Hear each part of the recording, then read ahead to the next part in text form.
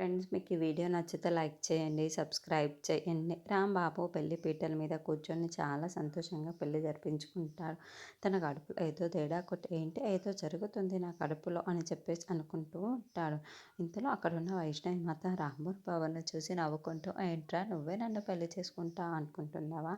ఎందుకు ఇంత దర్జాగా వచ్చి ఇక్కడ కూర్చున్నానో తెలుసా? నిన్ను ముప్పు తిప్పలు పెట్టి 3 చెరువుల నీళ్లు తాగించడానికి ఆ నీళ్ళల్లో నీకు మోషన్స్ టాబ్లెట్స్ వేసాను. ఇప్పుడు నీ కడుపులో గుడుగుడ అనేసి నువ్వు బయటకు వెళ్ళి నాకెందుకురా ఈ జీవితం అనుకోవాలి అని చెప్పేసి అనుకుంటూ రాంబాబు వైపుకు చూస్తూ నవ్వుకుంటూ ఉంటుంది. అక్కడ ఉన్న రాంబాబు మాత్రం మెరుపులో తిరిగిపోతూ ఏదో అవుతుంది, ఎందుకు ఇలా జరుగుతుంది అని చెప్పేసి అనుకుంటూ ఉంటాడు.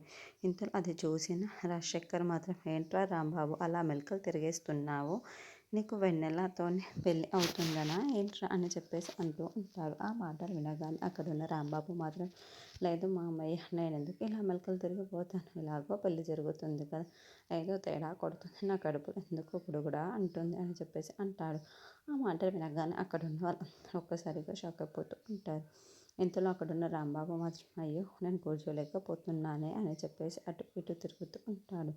అది చూసిన రాజశేఖర్, ఏంట్రా ఏం తినేసావురా, ఎందుకురా ఇలా జరుగుతుంది అని చెప్పేసి అనుకుంటూ ఉంటాడు. ఇంతలో అక్కడున్న రాంబాబు మాత్రం, నేనేం తిన్నాను, నేను చాలా సంతోషంగా వచ్చి ఈ పెళ్లి పీటల మీద కూర్చున్నాను అంతే, ఇక ఏమీ తినలేదు, మీరెందరు ఎందుకు ఇలా మాట్లాడుతున్నారు అని చెప్పేసి అడుగుతూ ఉంటారు.